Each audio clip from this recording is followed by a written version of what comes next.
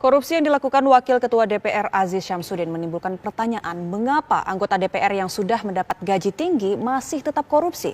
Koordinator MAKI, Boyamin Saiman mengungkapkan ada sejumlah faktor yang memicu terjadinya korupsi di tubuh DPR, baik internal maupun eksternal.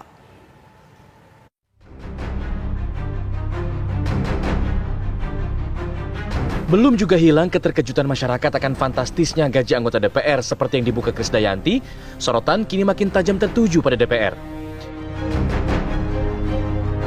Ditangkapnya Wakil Ketua DPR Aziz Syamsuddin oleh KPK karena dugaan suap menjadi alasan terbaru. Aziz diketahui terlibat dalam kasus dugaan korupsi pemberian hadiah atau janji terkait penanganan perkara di Lampung Tengah. Pertanyaan pun mencuat, mengapa anggota DPR yang sudah mendapat gaji tinggi masih tetap korupsi?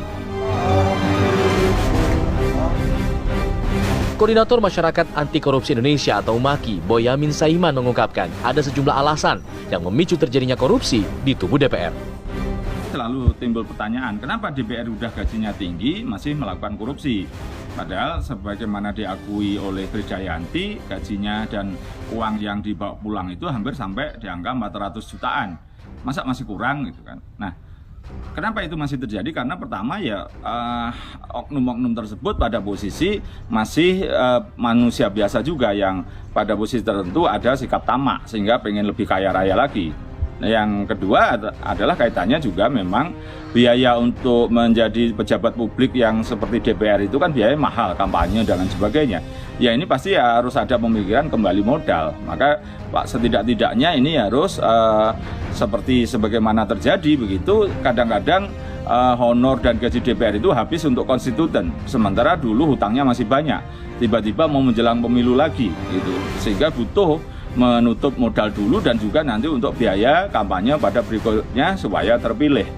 Nah, kemudian proses-proses berikutnya adalah terutama yang ketiga itu ketika ada privilege, ada protokol yang sifatnya ini menjadikan anggota DPR maupun pejabat itu seperti manusia setengah dewa yang diagung-agungkan dan merasa berbeda dengan rakyatnya sehingga mereka seakan-akan harus kaya.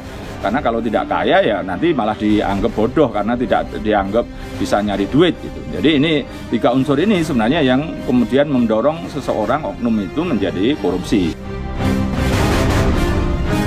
MAKI berharap ada perbaikan dalam proses pengkaderan partai dengan profiling, psikotes hingga pendidikan kader agar nantinya orang yang diutus menjadi legislatif dan eksekutif merupakan orang yang berintegritas.